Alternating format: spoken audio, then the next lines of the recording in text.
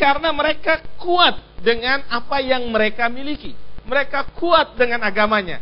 Tetapi janji Tuhan, tetapi firman Tuhan katakan apa? Jadi banyak bangsa dan suku-suku bangsa yang apa? Yang kuat akan datang mencari Tuhan semesta alam di Yerusalem dan melunakkan hati Tuhan. Ayat 23 kita baca bersama, 2-3.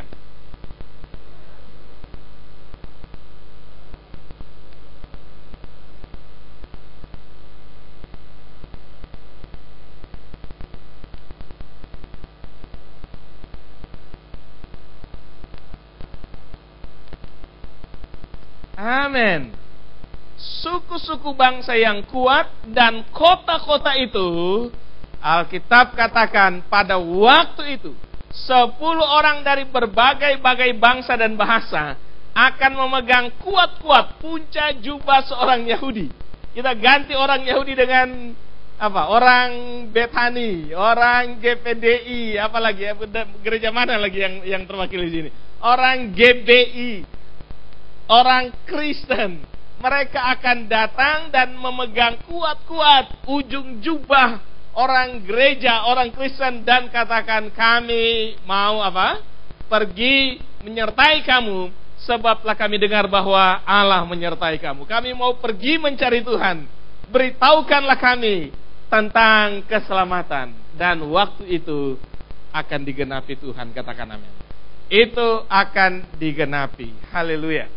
Nah, saya ingin memberikan bagaimana sih caranya supaya ayat ini dapat digenapi, supaya kita bekerja bersama Tuhan, supaya apa yang direncanakan Tuhan akan dapat dilakukan oleh umatnya.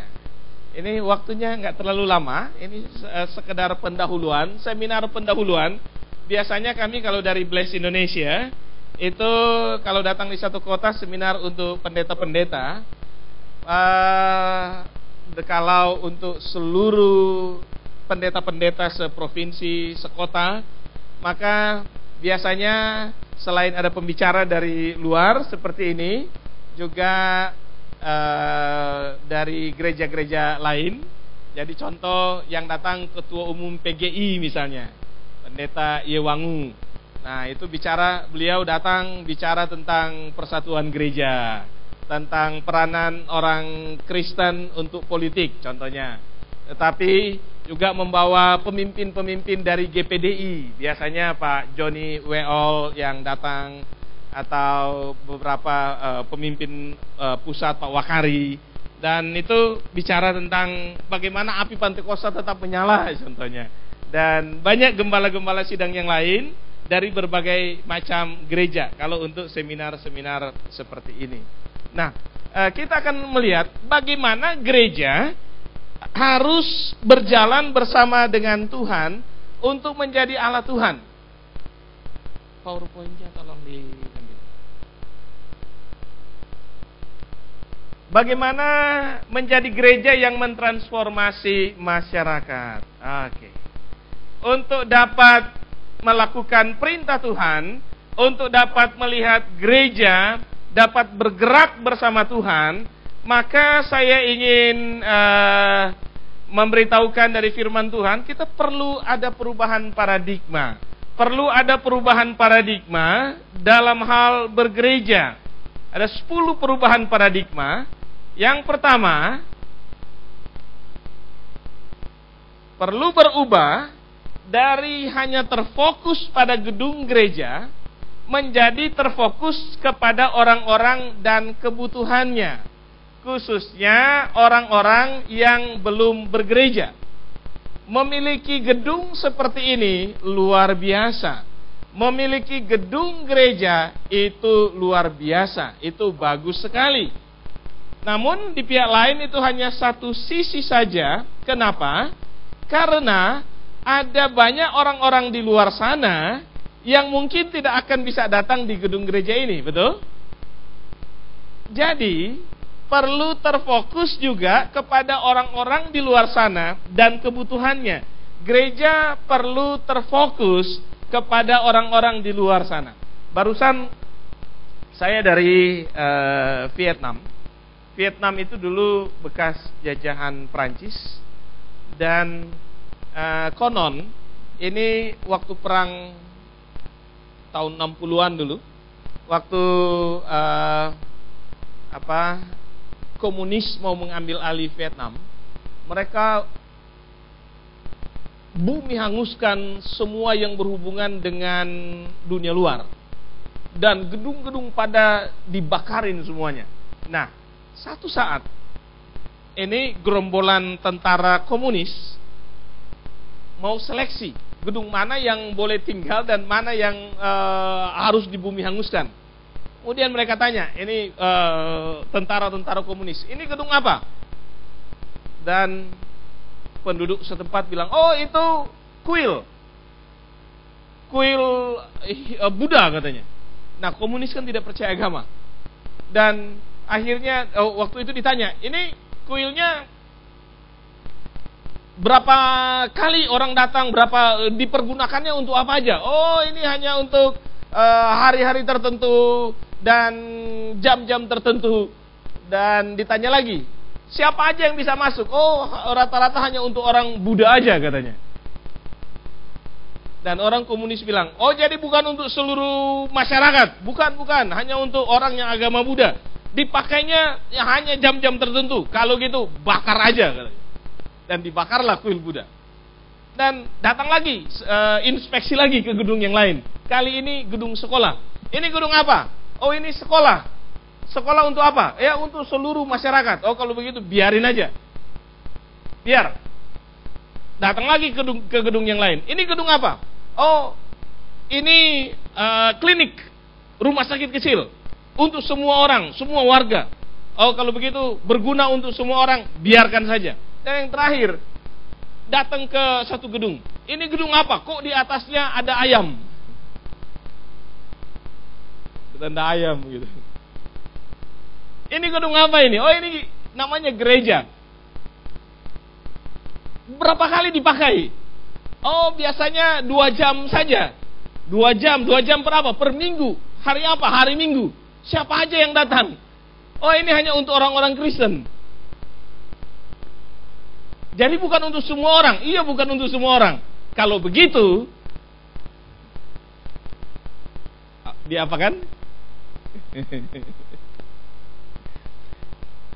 Ya, saya waktu dengar cerita itu, oh iya juga ya.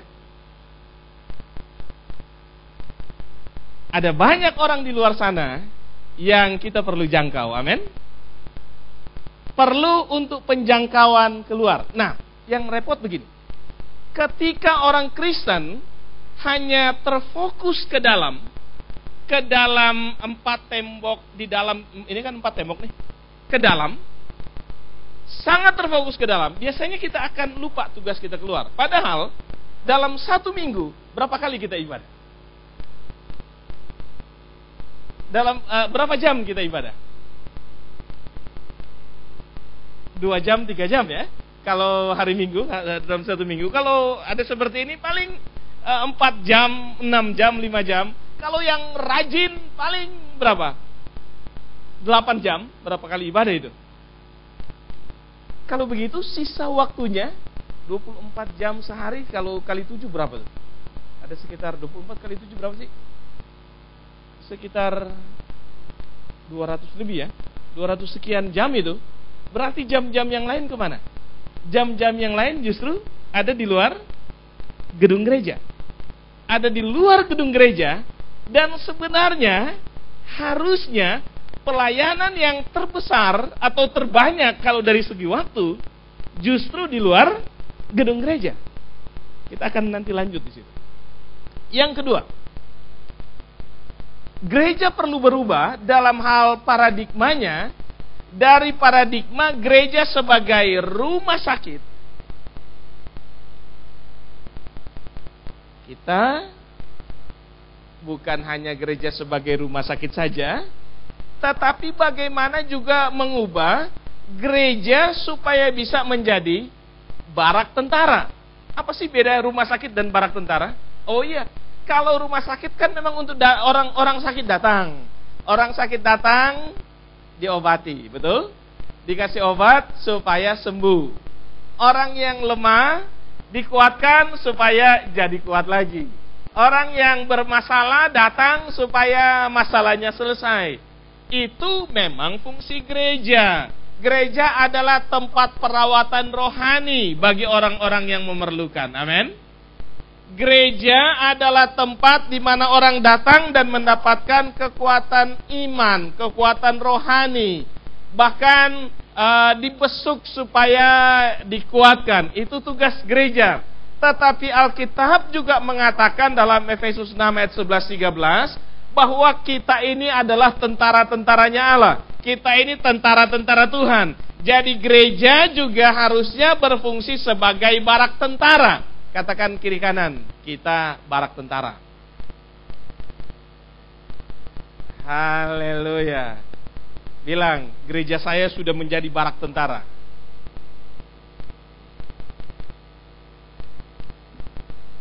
Nah, ini ada perbedaan loh saudara. Kalau gereja sebagai rumah sakit, saudara datang sebagai apa? Orang sakit kan? Orang yang membutuhkan kan? Diapain di gereja? Dilayani kan? Didoain, pokoknya dapat sesuatu dari gereja. Tetapi kalau gereja sebagai barak tentara, kita datang ke barak tentara untuk apa? Untuk dilatih, betul? Barak tentara yang datang pasti prajurit-prajurit, ya kan? Pasti anggota militer. Nah, Tuhan katakan kita tentara Allah. Itu lagu sekolah minggu dulu, masih ingat enggak? Aku tentara. Ya, tentara kecil. So lupa, so lama sekali itu lagu. Yesus panglimaku, betul ya? Tuhan di pihak kita, siapakah lawan kita? Wah, udah lama gak dijalanin nyanyi, tidak ada. Gereja adalah barak tentara. Jadi ketika jemaat datang di gereja, maka paradigmanya ketika datang ke gereja bukan hanya duduk dengar untuk dapat sesuatu, untuk dapat kekuatan. Tidak. Dia datang supaya dia diajar, dia ditrain, dia dilatih sebagai tentara. Lihat kiri kanan dan bilang, kita tentara. Kita tentara Allah kok. Semua jemaat adalah tentara Allah. Amin. Waktu datang di gereja, dia dilatih bagaimana berperang. Dia dilatih bagaimana masuk dalam peperangan rohani. Gereja adalah tempat pelatihan. Pelatihan untuk mempersiapkan tentara-tentara Allah. Yang ketiga. Nah, ini dia. Ada perubahan paradigma di sini. Dari gembala sidang melakukan semua pelayanan menjadi gembala sidang memperlengkapi semua jemaat supaya semua jemaat bisa melakukan semua tugas pelayanan. Saya bacakan dulu ya, Efesus 4 ayat 11-12. Oh, itu sudah ada di sana. Kita lihat. Dan saya baca ayat 11, saudara baca ayat 12. Dan ialah yang memberikan baik apa? Rasul-rasul maupun nabi-nabi, baik pemberita-pemberita Injil maupun gembala-gembala dan pengajar-pengajar, 5 jawatan. Tuhan memberikan 5 jawatan ini ke gereja dengan tujuan apa? Ayat 12. Ayat 12 baca bersama, 2, 3.